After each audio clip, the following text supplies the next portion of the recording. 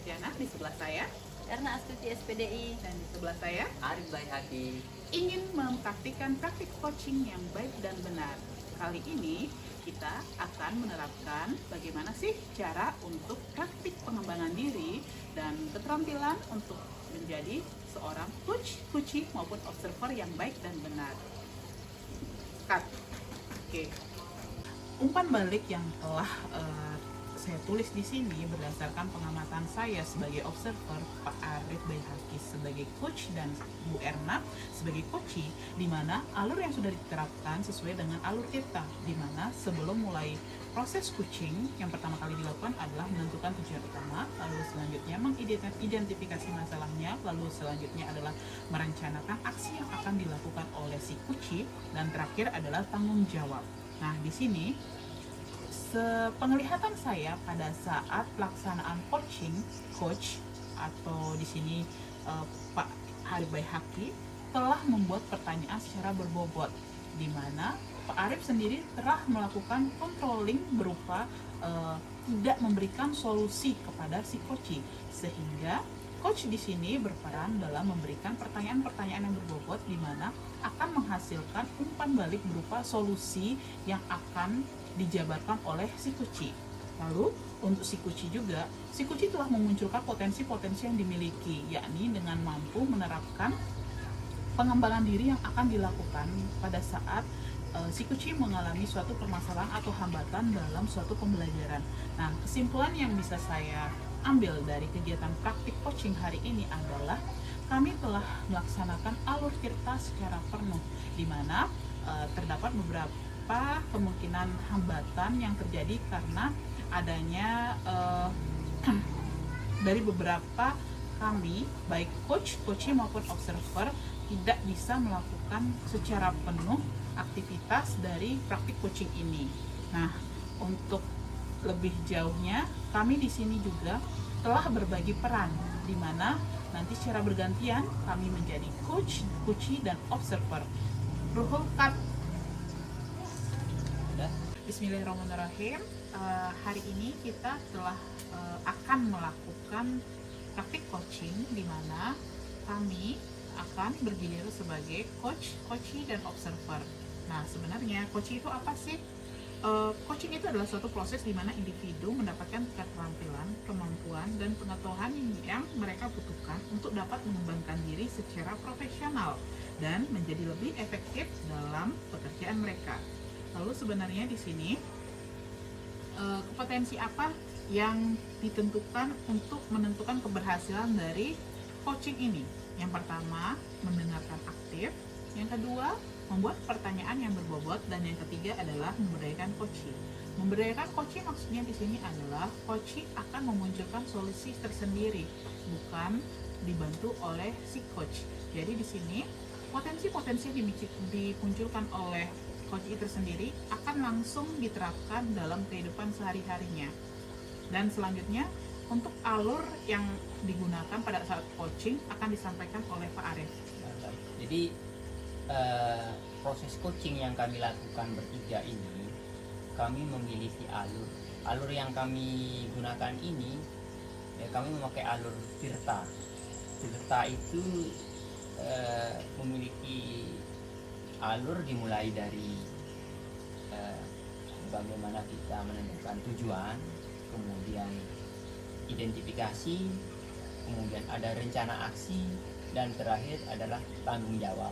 Seperti itu rangkaian coaching yang akan kami lakukan dengan menggunakan alur tirta.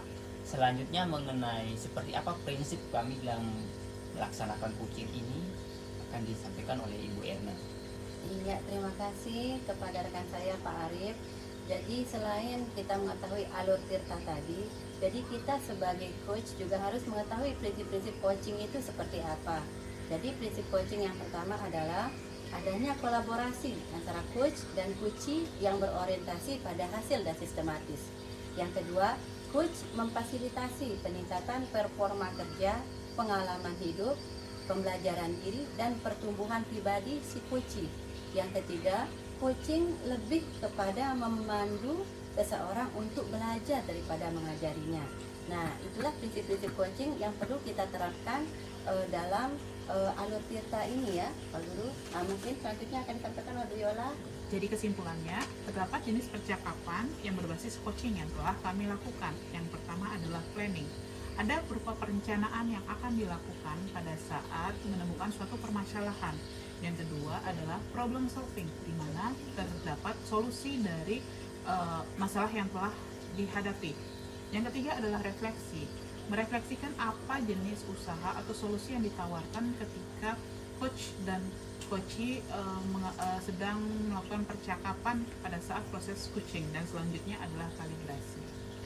Mungkin itu saja dari kelompok kami mengenai pengantar praktik coaching. Selanjutnya silahkan dinikmati sajian dari kami. Dari pelaksanaan coaching kali ini, di mana Ibu Erna bertindak selaku coach dan Bu Yola selaku coachee, saya selaku pengamat dalam hal ini Arif Bayhaqi ingin memberikan umpan balik dan kesimpulan. Kesimpulan yang saya ambil, yang saya bisa sampaikan dari kegiatan yang sudah berlangsung, yaitu di mana alur tirta sudah digunakan di dalam proses coachingnya, di mana tujuan umum, kemudian bagaimana coach mengidentifikasi masalah, kemudian rencana aksi seperti apa, dan tanggung jawab itu sudah dilaksanakan dengan sangat baik. Coach dan coachee itu telah melaksanakan praktik coaching itu dengan sangat baik dan sangat-sangat sesuai dengan alur tirta. Kemudian selanjutnya stop. Guru menggerak, bergerak, bergerak, menggerakkan. Assalamualaikum Pak Arif, selamat siang. Waalaikumsalam warahmatullahi wabarakatuh. Selamat siang juga Bu Erna. Tumben ini Bu Erna. Ya, gimana kabarnya Pak Arif? Alhamdulillah sehat juga ini. Gini Pak, sebenarnya alhamdulillah kita ketemu hari ini ya. Iya. Ada yang ingin saya sampaikan. Selama ini saya jadi beban ini dalam pikiran saya Pak Guru. Oh iya, ya bisa, menarik juga nih. Kebetulan ini Bu Erna nih saya lagi ada waktu luang. Nah, jadi tidak masalah kita ngobrol. Kemudian lama juga nggak ketemu sama Bu Erna ya. Jadi agenda pembicaraan kita kira-kira seperti apa itu Bu Erna ya? Begini Pak Arif, saya sedikit gelisah ini mengenai siswa saya. Jadi agendanya ini mengenai proses belajar mengajar saya di sekolah di SDN Padasan Keres. Ada siswa saya namanya Roni. Awalnya Roni ini nilainya sangat bagus di kelas 4. Nah sekarang kan naik kelas 5. Cuma kenapa anaknya agak uring-uringan, jarang masuk, terkesan tidak mau belajar Pak Arif. Jadi terkait dengan permasalahan yang dihadapi oleh muridnya Bu Erna ya, yang uring-uringan lah, segala macam lah begitu ya. Jadi selanjutnya mungkin Bu Erna gini ya, dari diskusi kita nanti ini apa yang ingin Ibu Erna dapatkan gitu? Saya ingin Pak Arif bisa kita bersama ini ya sharing, bisa memecahkan masalah yang saya hadapi saat ini. Saya bisa mengambil pelajaran apa yang bisa saya lakukan dalam menghadapi anak Ananda Roni yang keadaannya seperti saat ini, uring-uringan, malas mengerjakan tugas, jarang ke sekolah. Jadi sudah banyak laporan dari wali kelasnya dan guru mata pelajaran yang lain. Iya, jadi seperti itu kondisinya ya. Situasi sekarang itu sebenarnya komplit dan gambaran lengkapnya itu seperti apa sih Bu Erna dari anak ini Bu? Nah awalnya kan Roni di kelas 4 terkenal anak yang rajin. Jadi nilainya sangat bagus, antusias ke sekolah, ceria. Tapi bulan-bulan terakhir ini Ananda Roni ini saya dapatkan masukan dari teman-teman guru. Jadi cerita dari teman-teman guru bahwa Ananda Roni ini sudah beberapa minggu tidak masuk sekolah. Terus nilainya juga agak turun karena jarang mengerjakan tugas.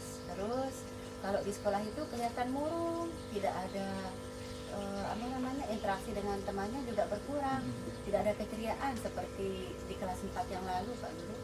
Jadi seperti itu gambar lengkap situasi yang dialami oleh si Roni tadi, Bu Erna ya. Jadi dari pengetahuan Bu Erna ya, apa yang mempengaruhi hal itu sehingga terjadi pada Roni tadi? Awalnya kan saya mencari tahu akar permasalahannya, jadi saya kumpulkan teman-temannya yang memang tetanggaan dengan Roni. Nah, kata teman-temannya, Roni seperti itu karena kurangnya kasih sayang. Kata teman-temannya, kasih sayang bagaimana? Saya tanya murid saya nih, Pak Guru. Katanya usaha bapaknya Roni itu agak sedikit bangkrut.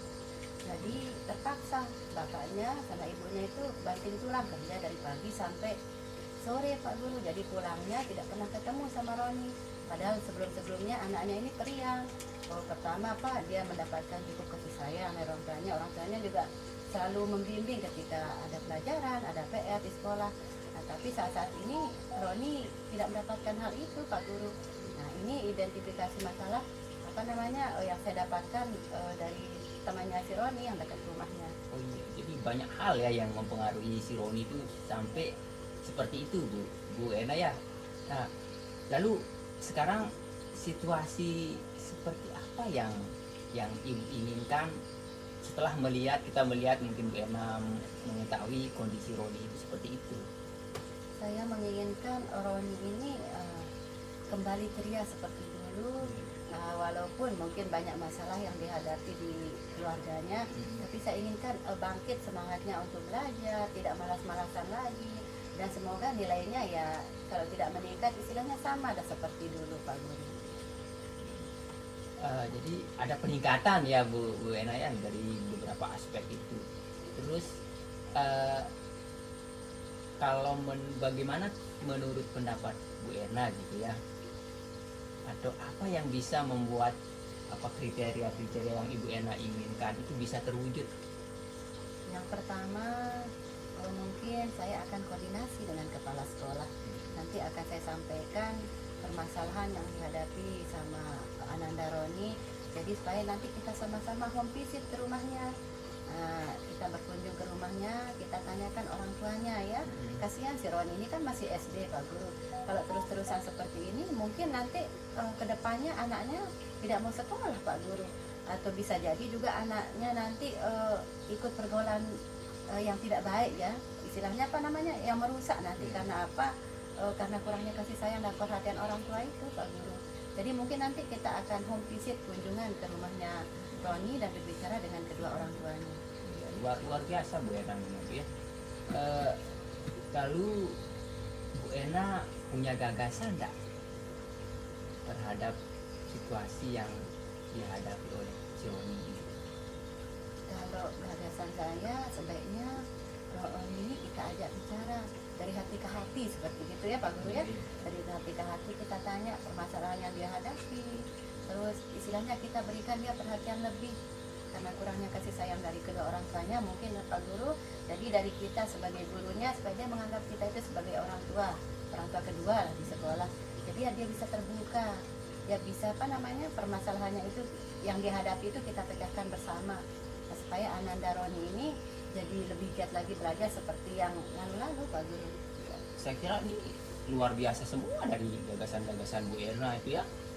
Seperti tadi itu ingin melakukan pendekatan supaya si Roni bisa terbuka begitu kan Bu Erna ya. Lalu untuk membuat itu bisa terwujud gagasan-gagasan Bu Erna itu tadi itu apa yang perlu Bu Erna siapkan begitu? Yang pertama yang perlu saya siapkan kebetulan ya nanti saya akan ajak guru pendidikan agama Islam supaya nanti memberikan istilahnya nasihat-nasihat yang membangun untuk si Roni. Mungkin si Roni perlu pendekatan agama secara agama nih Pak Guru. Yang kedua saya akan ajak wali kelasnya untuk langsung istilahnya kita home visit ke rumahnya, kalau bisa dengan kepala sekolah Pak Guru, kita tanyakan langsung ke orang tuanya permasalahan ini supaya apa, si Roni benar-benar mendapatkan perhatian juga dari kedua orang tuanya. Kasihan kan si Roni dari kelas 1 sampai kelas 4 itu luar biasa nilainya sangat bagus, selalu mendapatkan peringkat kelas. Nah sekarang dengan masalah yang sepele menurut kita Pak Guru ya, tapi dampaknya luar biasa. Roni tidak mau sekolah, sering tidak mau mengerjakan tugas, terlebih juga Roni kurang ceria, murung terus di sekolah walaupun diajak bermain sama teman-temannya. Iya, luar biasa ini kesiapan Bu Erna untuk menghadapi masalah ini kan. Kemudian dari Bu Erna sendiri, dari kesiapan itu, menurut Bu Erna apa yang bisa memastikan bahwa hal itu bisa berjalan? Nah insya Allah kemarin saya sudah minta nomor HP orang tuanya Roni kepada dari teman-temannya yang dekat rumahnya, dan sudah saya telepon orang tuanya. Nah, katanya siap dikunjungi minggu-minggu ini, bisa hari Senin atau hari Selasa, karena hari lainnya itu tidak bisa Pak Guru. Dia harus kerja dari pagi sampai sore. Nah, insya Allah nanti kita akan berkunjung, mungkin tidak usah banyak-banyak, nanti biasanya takut anak-anak itu kalau banyak-banyak kita berkunjung rumahnya, cukup mungkin wali kelas sama guru agamanya gitu, ke sana. Selanjutnya mungkin Bu Erna ya, mungkin Bu Erna punya kriteria gitu. Kriteria yang diinginkan oleh Bu Erna itu semacam apa itu? Kalau saya tidak muluk-muluk kriterianya Pak, yang penting anak ini bisa sekolah dengan ke sekolah itu senang dan bisa sekolah dengan nyaman. Terus kalau sudah nyaman sekolahnya, senang ke sekolah, insya Allah kan nilainya nanti akan naik lagi seperti itu, akan seperti biasa ceria lagi juga anaknya. Iya, jadi inginnya Bu Erna itu si Roni ini ceria, senang gitu ya, dalam sadari. Mungkin ada lagi mungkin selain itu mungkin Selain itu harapan saya Roni ini ya supaya terbuka lah dengan gurunya, dengan teman-temannya, sehingga masalah yang dihadapi itu tidak disimpan sendiri. Nah seperti ini kan jadinya Pak Guru murung, terus tidak mau bergaul sama teman-temannya, sedikit kurang lebihnya juga anaknya ini kalau diajak ngomong sama temannya kayaknya perhatiannya entah kemana gitu, tidak fokus Pak Guru. Baik, jadi kan tadi Ibu Erna ini ya sudah mengutarakan sekian banyak alternatif tindakan yang akan dilakukan gitu ya. Lalu alternatif yang paling mungkin sekarang untuk Ibu Erna lakukan dalam situasi ini yang mana begitu? Dari sekian banyak yang sudah diutarakan tadi itu. Kalau saya sih pendekatan dulu kepadanya, pendekatan secara pribadi dari hati ke hati. Kita kita gali dulu apa masalah sebenarnya yang membuat Roni ini seperti ini. Nah kalau sudah tahu apa akar masalahnya, nah baru kita akan misalnya mencari solusinya bersama. Misalnya dari kedua orang tuanya mungkin yang kurang perhatian, nah nanti kan kita ada kunjungan ke rumahnya Pak Guru, kita sampaikan kepada orang tuanya. Yang kedua motivasi dulu, kita berikan motivasi kepada Ananda Roni ini bahwa dia itu tidak sendiri, dia sama seperti anak-anak yang lain. Yang penting dia merasa aman, nyaman, berada di sekolah. Itu aja Pak Guru. Jadi dari ini Bu Erna, dari alternatif tindakan yang akan dilakukan ini, menurut Bu Erna itu siapa yang paling mungkin untuk diajak berelasi gitu? Yang paling penting gitu ya, yaitu kepala sekolah.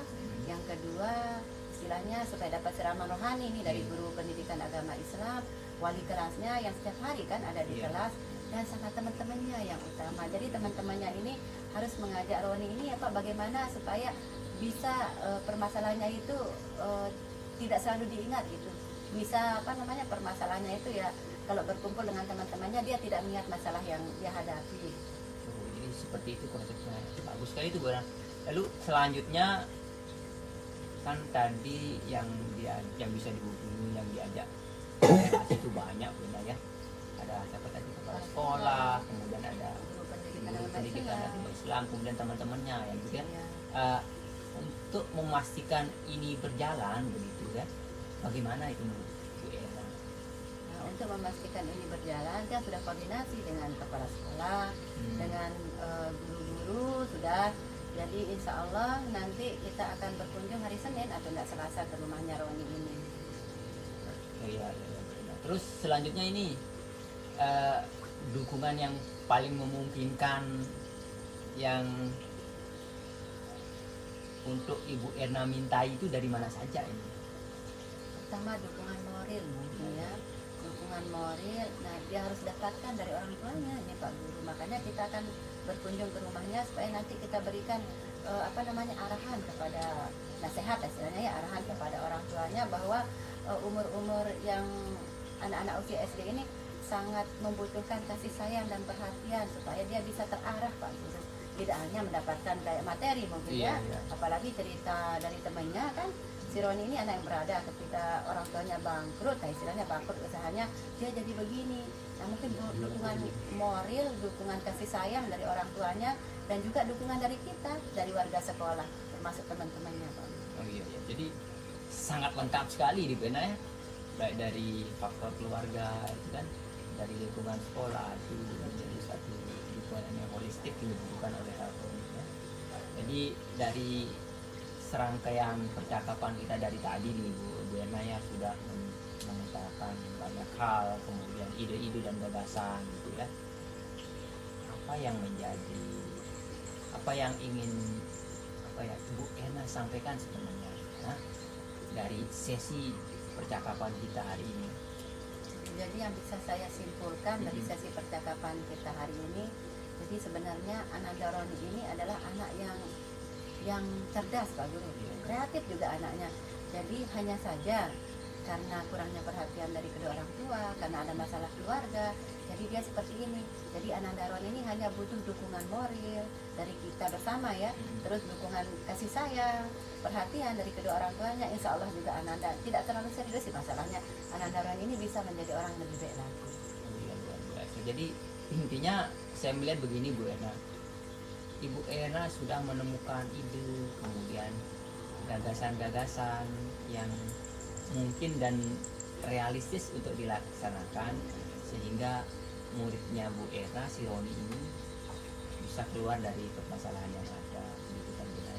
Jadi semoga jadi dari ide yang terungkap dan gagasan dari Bu Erna ini, Bu Erna sendiri bisa menjalankan tugas begitu Bu Erna ya, terlepas dari segala macam permasalahan dan unek-unek yang Bu Erna bilang tadi, mengganggu lah segala macam lah.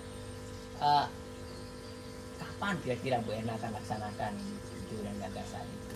Insya Allah minggu-minggu ini secepatnya lebih baik Pak Guru, karena kasihan anaknya kan sebentar lagi ujian semester Pak Guru. Oh iya. Semangat lah Bu Guru ya, semangat luar biasa ini Bu. Jadi senang saya sekali di kesempatan ini bisa sharing-sharing percakapan seperti ini dengan Bu Erna.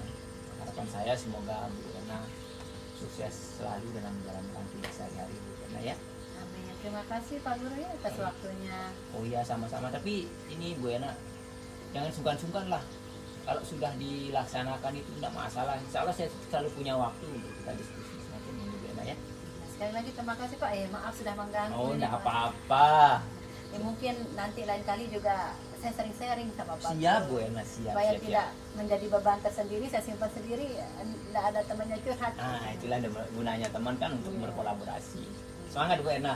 Ya, terima kasih Pak ya. Sama-sama. Saya izin dulu nggih. Oke, Assalamualaikum. silakan. Waalaikumsalam warahmatullahi wabarakatuh. Assalamualaikum Bu Erna. Waalaikumsalam Bu Yola. Apa kabarnya hari ini? Alhamdulillah baik. Erna gimana kabarnya? Alhamdulillah baik. Bu Erna punya waktu nggak?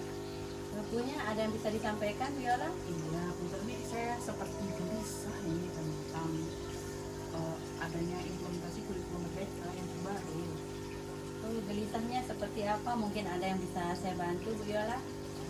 Ini biasa karena kurikulum baru, jadinya saya agak sedikit tersendat-sendat untuk melakukan pembelajaran.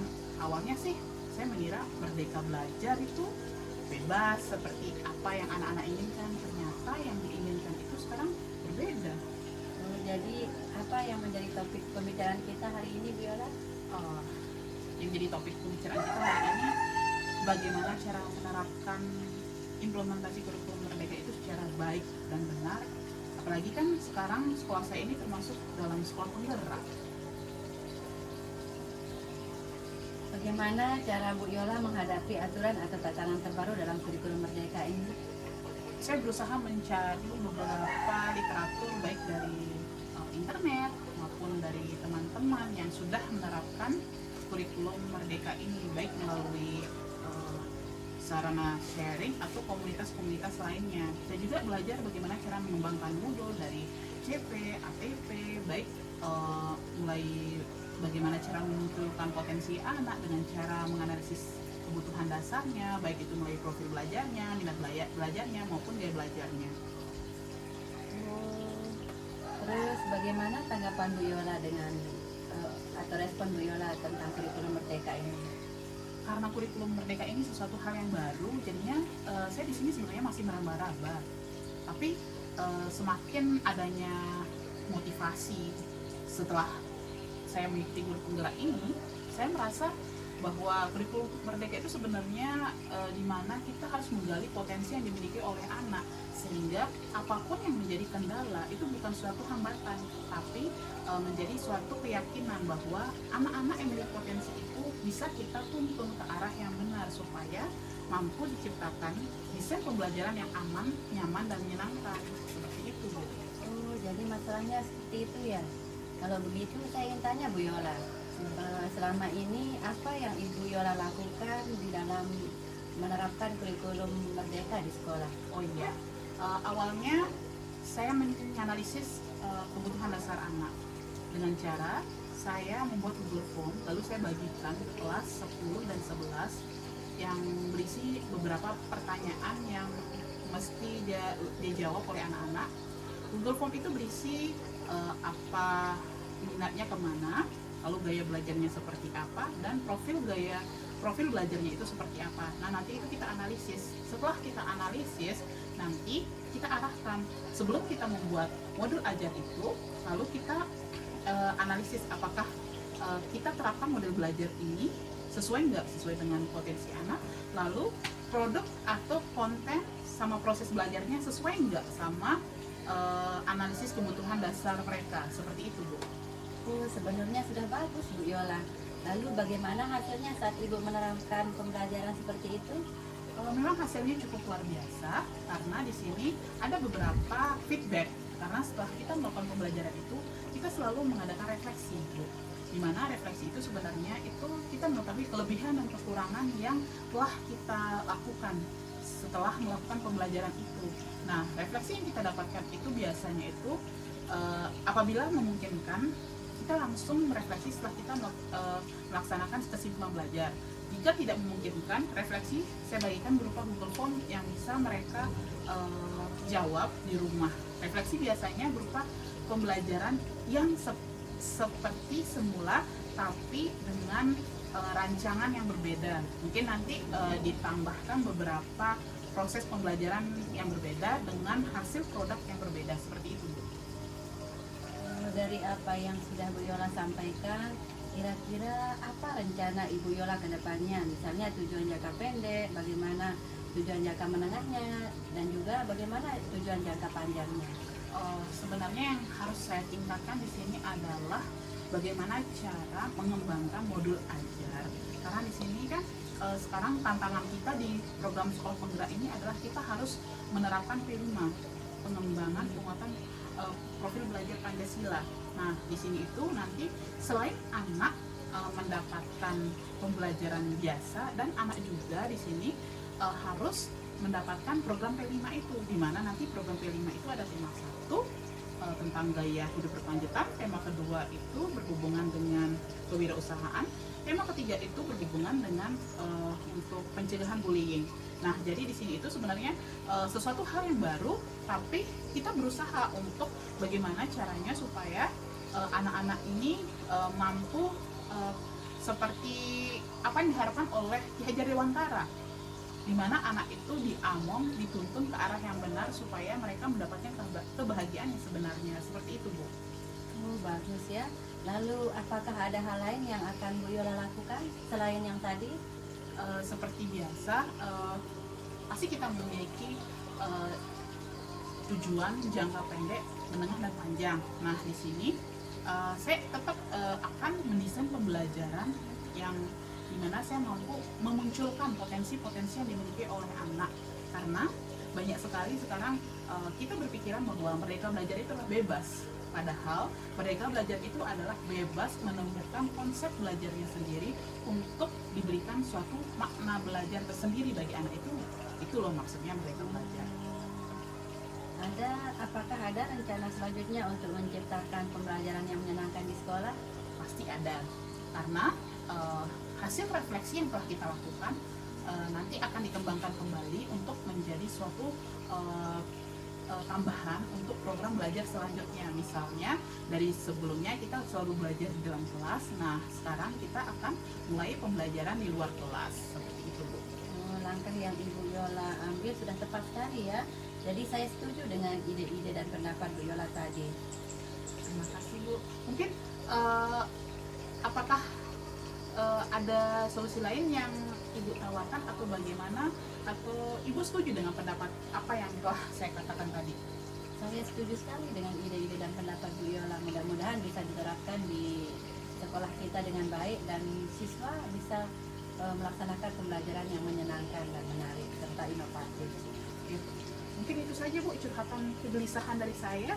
Kurang lebihnya saya minta maaf ya atas waktu yang telah diluangkan. Mungkin saya mengganggu kegiatan Ibu untuk saat ini. Tidak apa-apa, malah saya senang Bu Yola curhat seperti ini. Jadi ada masukan, ada pengalaman juga untuk saya dalam pembelajaran. Oke, terima kasih Bu ya. Assalamualaikum warahmatullahi wabarakatuh. Sama-sama, waalaikumsalam warahmatullahi wabarakatuh. Yuyuan, wahana. Berapa durasinya? Jadi apa yang akan Bu Yola lakukan setelah sesi ini dari alternatif-alternatif yang tadi Bu Yola jelaskan? Yang mesti saya lakukan adalah bagaimana cara memperkaya hasanah pengetahuan untuk mengembangkan modul ajar seperti yang saya katakan tadi. Terus sharing bersama komunitas-komunitas sekolah penggerak lainnya yang sudah menerapkan kurikulum Merdeka, serta langsung menerapkannya kepada pembelajaran. Sebenarnya intinya di sini itu adalah bagaimana action kita, do yang dilakukan oleh guru untuk dapat memberikan makna pembelajaran itu supaya anak itu memahami bahwa merdeka belajar yang dimaksudkan di sini adalah bebas mereka menentukan bagaimana cara untuk mendapatkan suatu makna pembelajaran itu. Jadinya di sini sebenarnya kita tuh kembali kepada pembelajaran di tahun-tahun sebelumnya, bahwa di sini itu kita dituntut untuk melaksanakan pembelajaran yang bersifat aktif, student center, di mana siswa diminta aktif untuk melakukan pembelajaran, sedangkan untuk kita guru hanya sebagai fasilitator. Di sana tugas kita observasi, lalu memfasilitasi anak-anak dalam diskusi kecil sehingga anak-anak itu mampu mengkomunikasikan apa yang telah didapatkan dalam kelompok kecilnya itu untuk dapat dipresentasikan di depan teman-temannya, seperti itu Bu. Terus bagaimana Bu Yola memastikan hal ini bisa berjalan dengan baik? Pastinya kita setiap 1 bulan sekali itu selalu melaksanakan refleksi pembelajaran. Nah di sana ada rentang dari 10-30%. Kita biasanya dipastikan ada sejenis coaching lagi atau supervisi yang akan diberikan feedback atau umpan balik dari wakil kurikulum maupun kepala sekolah untuk memastikan bahwa pembelajaran yang telah kita lakukan ini sudah sesuai dengan apa yang diharapkan, atau nanti ketika hasil pembelajaran kita di bawah 70%, apa yang perlu ditingkatkan, seperti itu. Terus siapa saja yang dimintai dukungan atas kegiatan ini? Pastinya ekosistem pendidikan yang ada di sekolah itu, warga sekolah wajib ikut serta dalam mendukung kegiatan program belajar ini.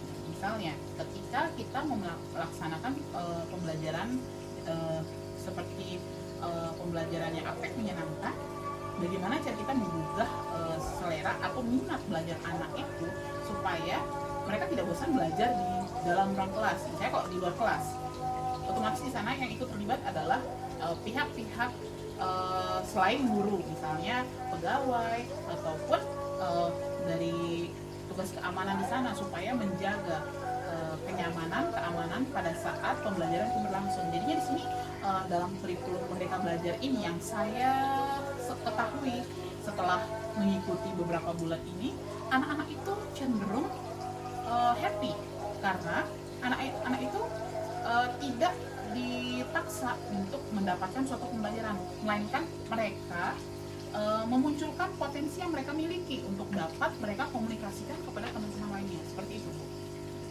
Ya, dari perbincangan kita tadi, kira-kira apa yang bisa disimpulkan dari sesi ini?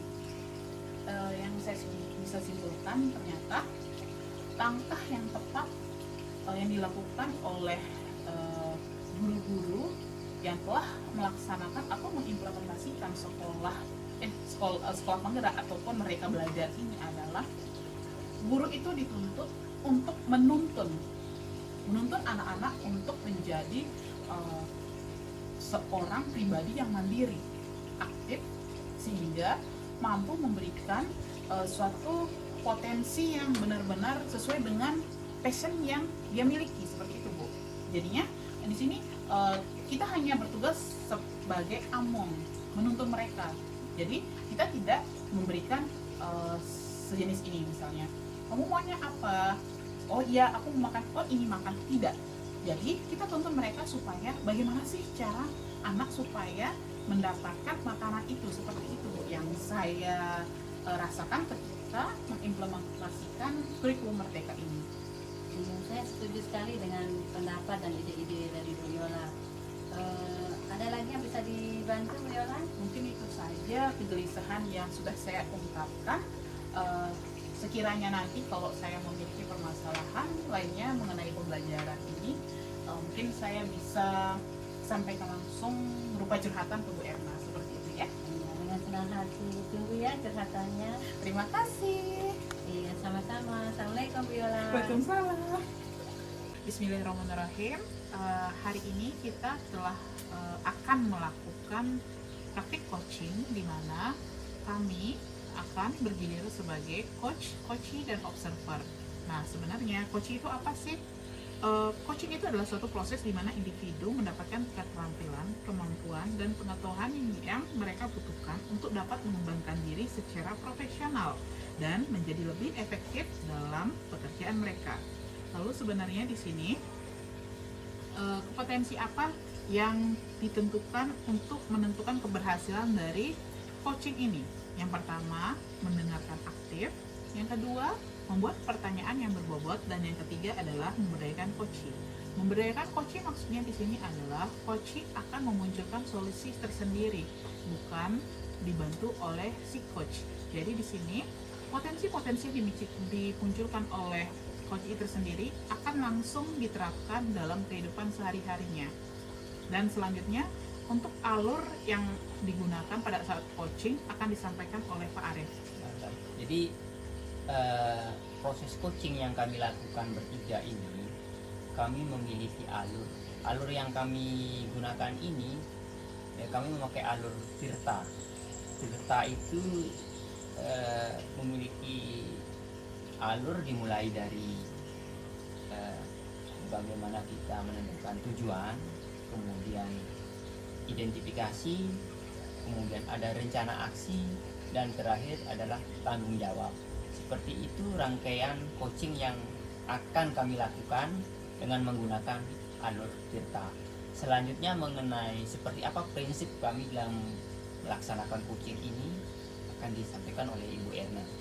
Iya, terima kasih kepada rekan saya Pak Arif. Jadi selain kita mengetahui alur Tirta tadi, jadi kita sebagai coach juga harus mengetahui prinsip-prinsip coaching itu seperti apa. Jadi prinsip coaching yang pertama adalah adanya kolaborasi antara coach dan coachee yang berorientasi pada hasil dan sistematis. Yang kedua, coach memfasilitasi peningkatan performa kerja, pengalaman hidup, pembelajaran diri, dan pertumbuhan pribadi si coachee. Yang ketiga, coaching lebih kepada memandu seseorang untuk belajar daripada mengajarinya. Nah, itulah prinsip-prinsip coaching yang perlu kita terapkan dalam alur Tirta ini ya, Pak Guru. Nah, mungkin selanjutnya akan disampaikan oleh Bu Yola. Jadi kesimpulannya, terdapat jenis percakapan yang berbasis coaching yang telah kami lakukan. Yang pertama adalah planning. Ada berupa perencanaan yang akan dilakukan pada saat menemukan suatu permasalahan. Yang kedua adalah problem solving, di mana terdapat solusi dari masalah yang telah dihadapi. Yang ketiga adalah refleksi, merefleksikan apa jenis usaha atau solusi yang ditawarkan ketika coach dan coachee sedang melakukan percakapan pada saat proses coaching. Dan selanjutnya adalah kalibrasi. Mungkin itu saja dari kelompok kami mengenai pengantar praktik coaching. Selanjutnya silahkan dinikmati sajian dari kami.